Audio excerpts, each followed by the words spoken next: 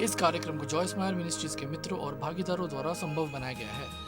कोई भी अपना पूरा जीवन उनसे नफरत करने में बिता सकता है जिन्होंने उन्हें ठेस पहुंचाई हो, पर इसमें हौसले की जरूरत है कि आप बातें परमेश्वर को सौंप दे, आगे बढ़ो और कोशिश करो दूसरे लोगों की मदद करने में। देखो परमेश्वर क्या करते हैं।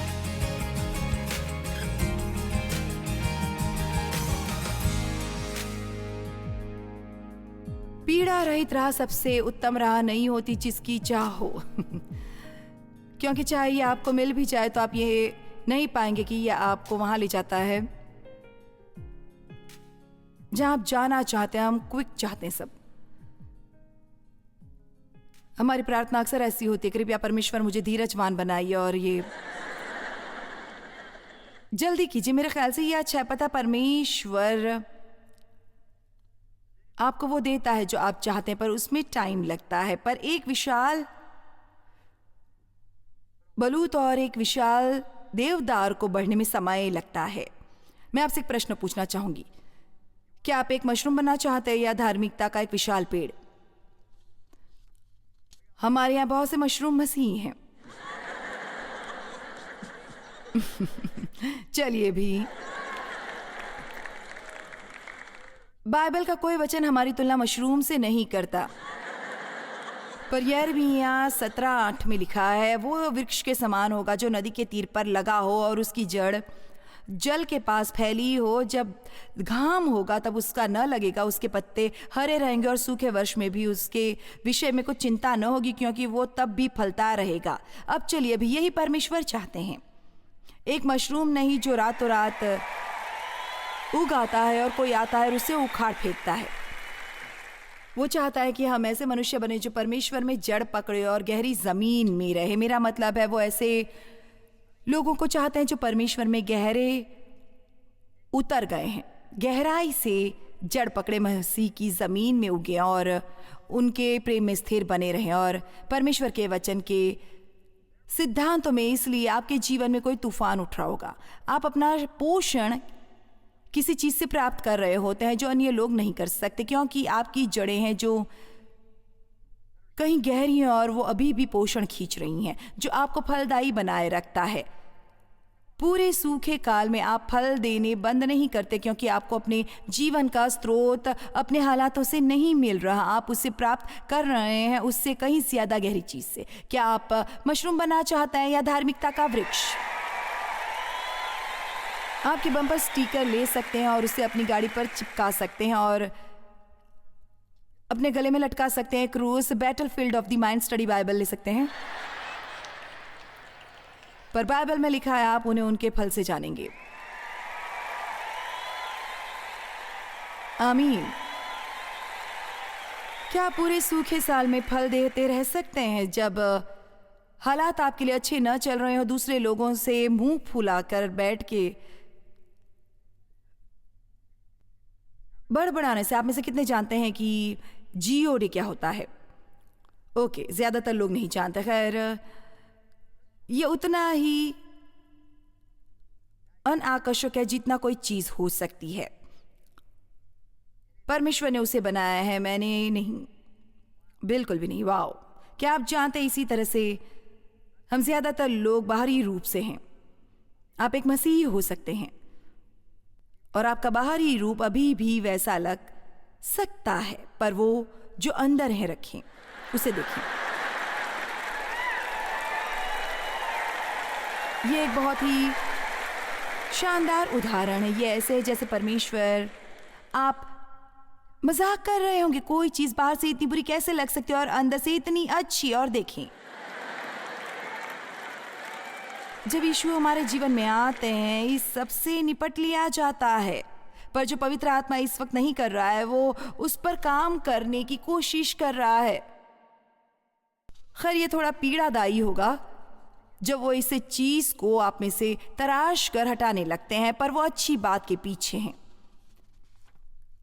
अब टेबल ले सकते हैं। मैट हीरे दुनिया के सबसे महत्वपूर्ण जवाहरातों में से एक है। लोग बहुत पैसा देते हैं अच्छी गुणवत्ता वाले हीरों के लिए, पर जानते हैं हीरे बहुत धीरे धीरे बनते हैं। कई बार हजारों साल लग जाते हैं। वो दबे रहते हैं जमीन में या पहाड़ों पर और वो हीरे बन जाते हैं।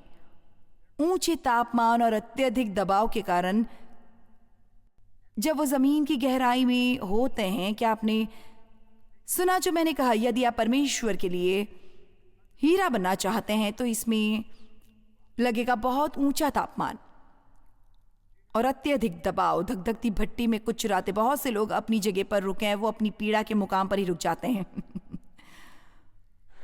और वे कहीं रुके रहते हैं अपने पूरे जीवन भर। मेरा शोषण किया गया और कभी इसे भुला न सकी मैं। खैर, आप कर सकते हैं ये। आप ना केवल इसे भुला सकते हैं पर आप इसका इस्तेमाल कर सकते हैं। क्या आपने मुझे सुना? आप ना केवल इसे भुला सकते हैं पर आप इसे परमेश्वर का इस्तेमाल करने दे सकते हैं। हर एक चीज जिससे आप गुजरते हैं जो कठिन होती है, तो आप इससे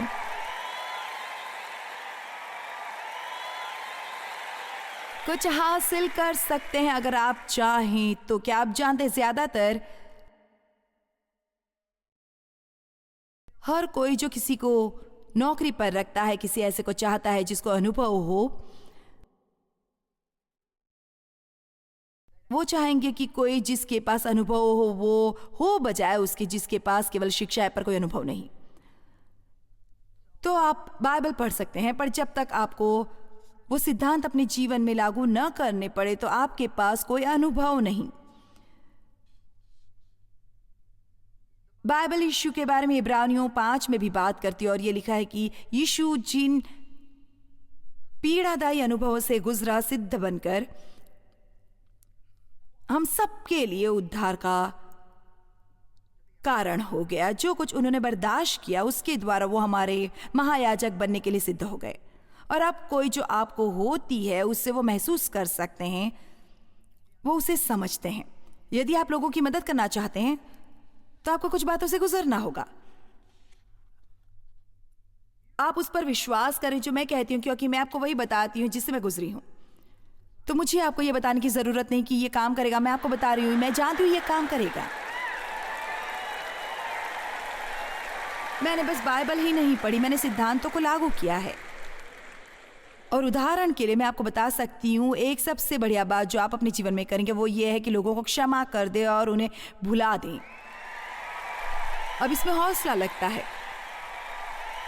कोई भी अपना पूरा जीवन उनसे नफरत करने में बिता सकता है जिन्होंने उन्हें ठेस पहुंचाई और हमेशा कोशिश करते हुए कि उनसे बदला ले। पर इसमें हौसले की जरूरत है कि आप परमेश्वर को सौंप दें और आगे बढ़े और कोशिश करें आप जितनों की मदद कर सकें उनकी मदद करें।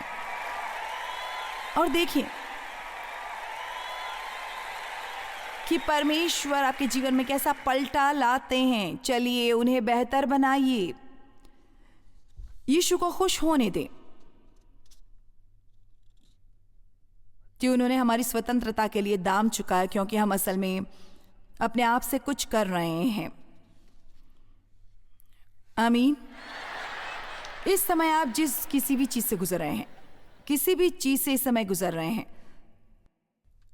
ये शायद नाइंसाफी लगे, ये शायद नाइंसाफी लगे, बाइबल ने कभी ये नहीं कहा कि जीवन में इंसाफ है, पर इसमें लिखा है कि परमेश्वर न्याय के परमेश्वर हैं। और इसका मतलब यह है कि वो गलत चीजों को सही करते हैं। परमेश्वर के चरित्र की खासियत में मुझे सबसे अच्छा यही लगता है कि वो न्याय के परमेश्वर हैं। मुझे इस पर प्रचार करना बहुत पसंद है, क्योंकि मैंने देखा है परमेश्वर को गलत चीजें लेते हुए जो मेरे साथ हुई और उन्हें मेरी भलाई के लिए बदलते हुए। अगर आप चाहते हैं कि आज ऐसा हो तो आपके रवैये का बदलना पूरी तरह मुड़ जाने वाला है। आज आप कहते हैं ये अंतिम दिन है जब मैं अपनी समस्याओं का दोष किसी और पर लगा रहा हूं। ये अंतिम दिन होगा जिसे मैं जाया करूंगा खुद के लिए अफसोस जाहिर करते हुए। ये अंतिम दिन है जिसे मैं बिताऊंगा कड़वाहट और क्षमाहीनता से भरा हुआ। मैं इसे परमेश्वर के तरीके से करने की कोशिश करूंगा। चलिए भी मैं इसे परमेश्वर के तरीके से करने की कोशिश करूंगा और देखूंगा कि क्या होता है। उस पीड़ा रहित राह को मत तलाशिए। एक दिन मैं सड़क पर गाड़ी चलाकर जा रही थी और मैंने एक नो पार्किंग का संकेत देखा। ठीक उसी समय जब मैंने ये देखा, परमेश्वर ने मुझे एक संदेश का शीर्षक दे दिया। मेरे लिए बहुत बार जब मुझे एक शीर्षक मिलता है, ठीक उसके बाद संदेश भी आ जाता है। और मैंने सोचा, जानते हैं लोग यही करते हैं, वो अपनी पीड़ा के मुकाम पर अपनी गाड़ी खड़ी कर देते हैं। जानते हैं, मैं अभी भी अतीत में वहीं रुकी रह सकती थी जहां मैं थी जब मैं 18 साल की थी। नफरत भरी, दूसरों पर काबू करने वाली और तिकड़मी और किसी पर भरोसा ना करने वाली, और मैं कभी भी अच्छा रिश्ता निभाने में काबिल नहीं थी। पर क्योंकि मैंने इसे परमेश्वर के तरीके से करने की कोशिश की, आज मैं यहां हूं आपकी मदद करने के लिए। और जानते हैं, इज़राइली एक बहुत बड़ी गड़बड़ी में फंसे थे। परमेश्वर उन्हें मिस्र से छुड़ा रहे थे और वो एक बहुत बड़ी कठिन जगह पर आ गए। उनके पीछे मिस्री सेना लगी थी और उनके आगे था लाल सागर, और वे मूसा को पुकार रहे थे और मूसा परमेश्वर को पुकार रहा है। और निर्गमन 14:15 प्रभु ने मूसा से कहा, तुम मुझे क्यों पुकारते हो? इज़राइल की संतानों से कहो कि आगे बढ़े। तो आज मेरे पास आपके लिए एक वचन है। अपने अतीत के बारे में बैठकर रोना और कराहना छोड़ दीजिए, और उसके लिए जो आपको नहीं मिला और वो जो लोगों ने आपके साथ किया या आपने नहीं किया, और बस आगे बढ़ना शुरू करें। चलिए भी अपने जीवन को उस पार्किंग से बाहर निकाले, समय आ गया है।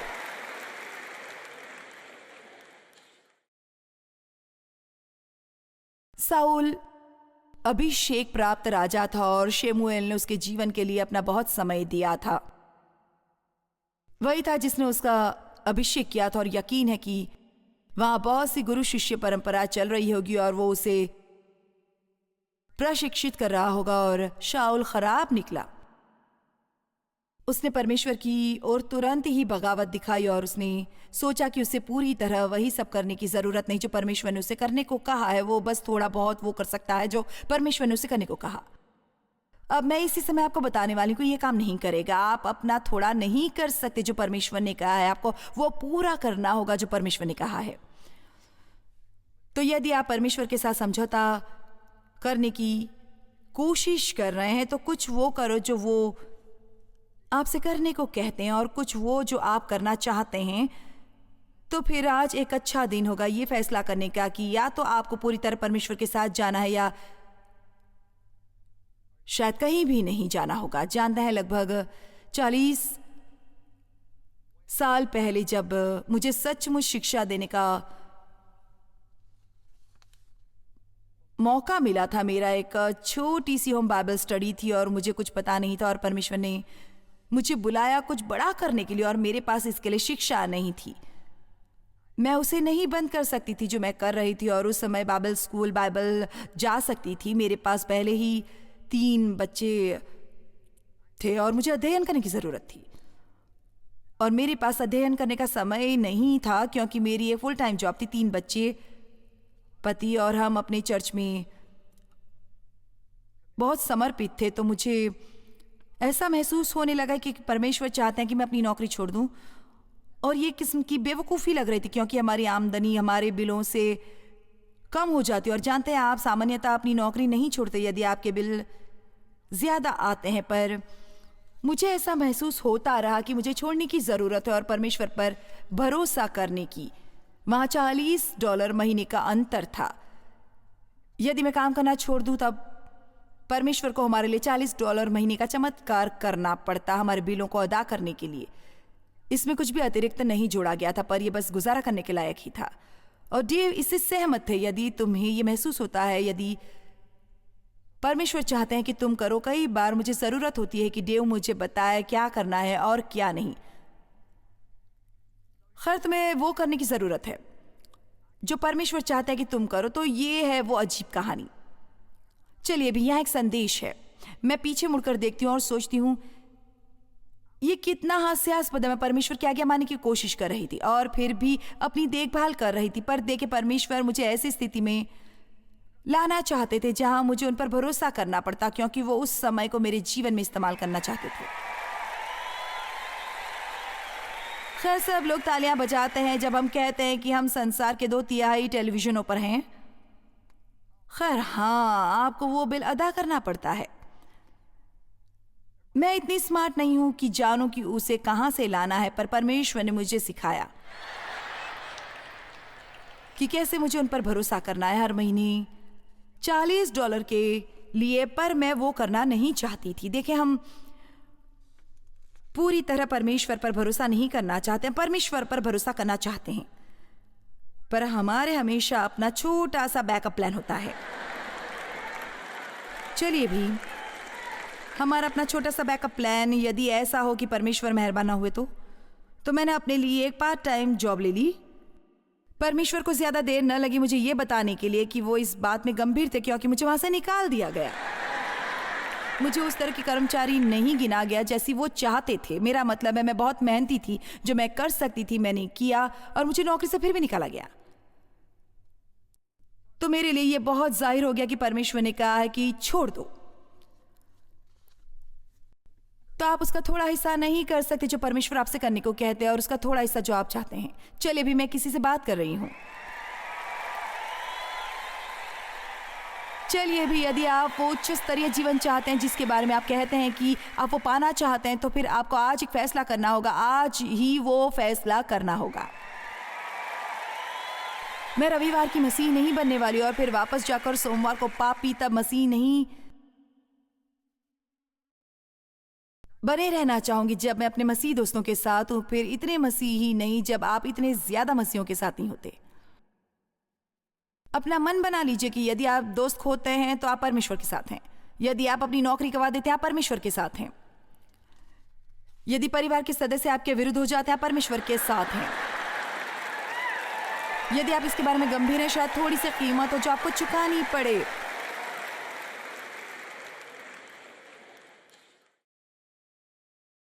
उद्धार एक मुफ्त वरदान है। विजय को कई बार कुर्बानी की जरूरत पड़ती है। क्या सचमुच आप गंभीर है? तो शाऊल ने खुद को मुसीबत में डाल लिया और परमेश्वर ने फैसला किया, नहीं, तुम सही राजा नहीं हो। तो उसने अपना मौका गवा दिया राजा बनने का, और सचमुच इससे शमूएल को बहुत दुख हुआ, क्योंकि उनसे उसके जीवन में अपना इतना समय लगाया था। तो वो शाऊल के लिए शोक मना रहा था। ये भविष्यवक्ता शमूएल शाऊल के लिए शोक मना रहा था। और शमूएल 16:1 में लिखा है, यहोवा ने शमूएल से कहा, मैंने शाऊल को इस्राएल पर राज्य करने के लिए तुच्छ जाना है। तू कब तक उसके विषय विलाप करता रहेगा? अपने सींग में तेल भर कर चल। मैं तुझको बेतलहम वासी यीशु के पास भेजता हूं, क्योंकि मैंने उसके पुत्रों में से एक को राजा होने के लिए चुना है। अब यहाँ वो संदेश है जो तुझे इससे मिलता। आप कब तक उसके लिए विलाप करते रहेंगे जिसने काम नहीं किया? मेरे पास एक योजना है। परमेश्वर कह रहे हैं, आप में से कुछ उसके लिए विलाप कर रहे हैं जो कारगर नहीं हुआ, पर परमेश्वर के पास एक नई योजना है जिसके बारे में चिल्लाने की जरूरत है।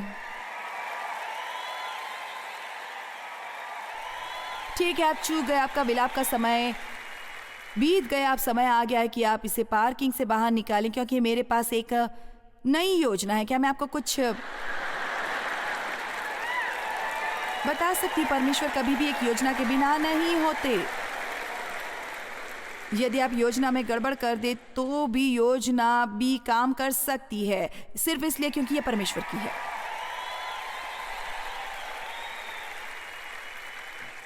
वूहू! परमेश्वर ने वैसे इंसानों के रूप में रचा है जो हमेशा आगे बढ़ते रहते हैं, कभी पीछे नहीं जाते। परमेश्वर बहुत साधारण लोगों का इस्तेमाल करते हैं बहुत ज्यादा असाधारण बातें करने के लिए। पर आपको पूरी तरह से परमेश्वर के साथ चलना होगा। आप किसी ऐसी जगह गाड़ी खड़ी नहीं कर सकते जो सुविधाजनक ना हो, ना कि आधे रास्ते में। ऐसा नहीं कि थोड़ी आज्ञाकारिता और थोड़ी अवज्ञा। उत्पत्ति 11:31 और 32 में लिखा है, तेरह का जो अब्राम का पिता था कहता है, तेरह अपने पुत्र अब्राम और अपने पोते लूत को हारान का पुत्र था, और अपनी बहु सारे जो उसके पुत्र अब्राम की पत्नी थी, इन सभी को लेकर कसदियों के ऊर नगर से निकल कनान देश जाने को चला, जो प्रतिज्ञा का प्रदेश था। तो परमेश्वर ने अब्राम के पिता से पहले वहां जाने को कहा, इससे पहले कि उन्होंने अब्राम को वहां जाने के लिए कहा होता। मैं सोचती हूँ कि परमेश्वर को कितने व्यक्तियों से गुजरना पड़ेगा इससे पहले कि उन्हें कोई ऐसा व्यक्ति मिले जो उनकी आज्ञा मानेगा। शायद इसी समय आपके सामने एक अवसर है और आप वो पहले व्यक्ति नहीं जिसे पहले ये अवसर दिया गया है। पर जब परमेश्वर कुछ करवाना चाहते हैं तो वो उसे करवा लेंगे। एस्तर के अंकल ने उसे क्या कहा था? परमेश्वर अपने लोगों को छुड़ाएगा और उसने तुम्हें ये मौका दिया है, पर यदि ये तुम नहीं करेगी, ये जान लो परमेश्वर किसी और के हाथ से उन्हें छुड़ा लेंगे। पर तुम्हें कैसे मालूम कि क्या जाने तुझे ऐसे कठिन समय के लिए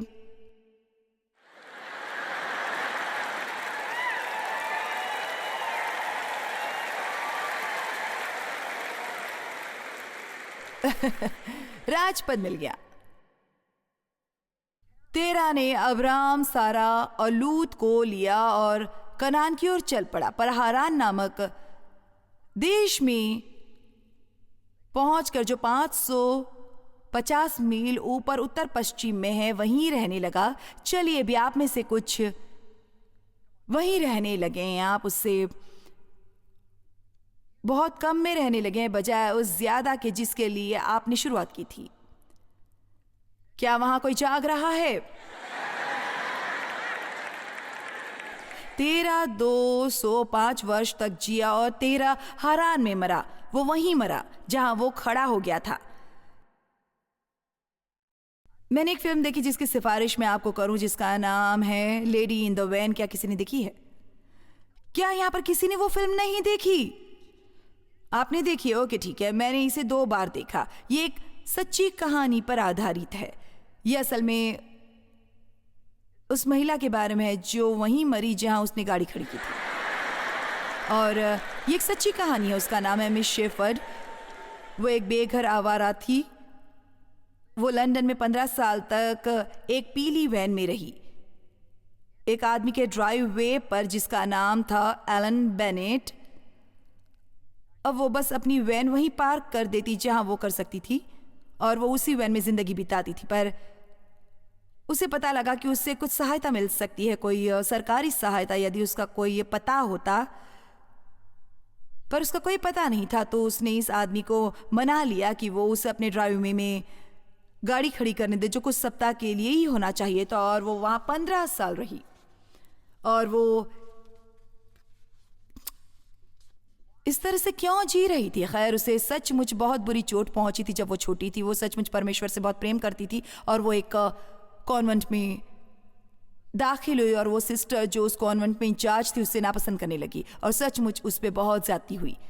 और वो एक बहुत बढ़िया पियानो वादक थी और पियानो के लिए उसमें एक ज़बरदस्त वरदान था। वो सिस्टर जो उस कॉन्वेंट की इंचार्ज थी, उसने उससे कहा कि ये कुछ ऐसा है जो परमेश्वर चाहता है कि वो कुर्बान कर दे।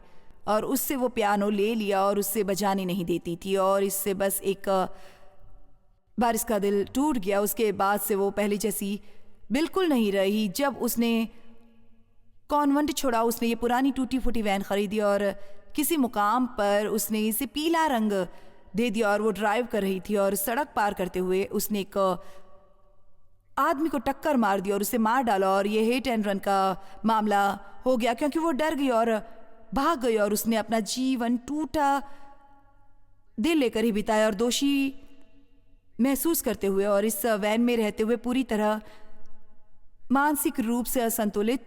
और इस तरह जब अंत में वो मरी तो वो ड्राइव वे में उसी वैन में मरी। और इस कहानी का काल्पनिक भाग बताता है कि वो स्वर्ग गई। जब वो स्वर्ग पहुंचती है तो सबसे पहले जिस व्यक्ति से वो मिलती है वो वही आदमी होता है जिसे उसने मारा था।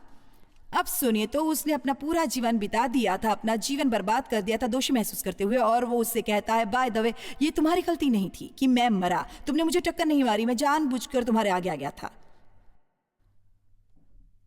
तो मैं बस सोचती हूँ कि आप अपने कितनों ने अपना जीवन बिता दिया दोषी महसूस करते हुए या बुरा महसूस करते हुए।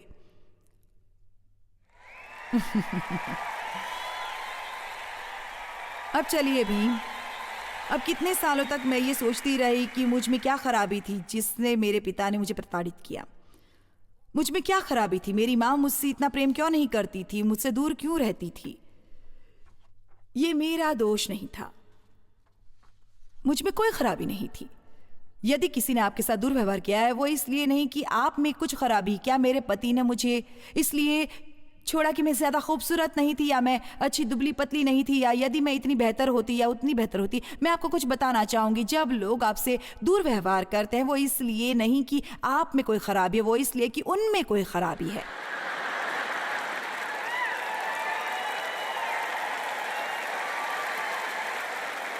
आज आपके लिए दिन आ गया है कि आप पलट कर मुड़े और कहें कि मैं खुद के बारे में बुरा महसूस करना बंद करूंगी क्योंकि किसी ने मुझे नकार दिया। मैं खुद के बारे में बुरा महसूस करना बंद करूंगी क्योंकि किसी ने मेरे साथ दुर्व्यवहार किया। मैं अपना जीवन गाड़ी खड़ी करने की जगह से निकाल रही हूँ। मैं कुछ स्तर चाहती हूँ। मैं वो सर्वोत्तम जीवन चाहती हूँ जो परमेश्वर मुझे दे सकते हैं, और मेरे लिए आगे बढ़ने का समय आ गया है। अब मैं आगे बढ़ूंगी। खैर, आप कुछ ऐसे न बनिए जो अपनी पीड़ा के मुकाम पर रुकते हैं और वहीं रहने लगते हैं अपनी शेष जीवन। उसमें आगे बढ़ते जाइए, चाहे ये जो कुछ भी हो जिससे आप गुजर रहे हैं, जब तक कि आप आज़ादी तक नहीं पहुंच जाते जो परमेश्वर ने आपके लिए रखी है। भावनात्मक चंगाई ग्रहण करें और परमेश्वर को अपने अनुभव का इस्तेमाल करने दें किसी और की मदद करने के लिए।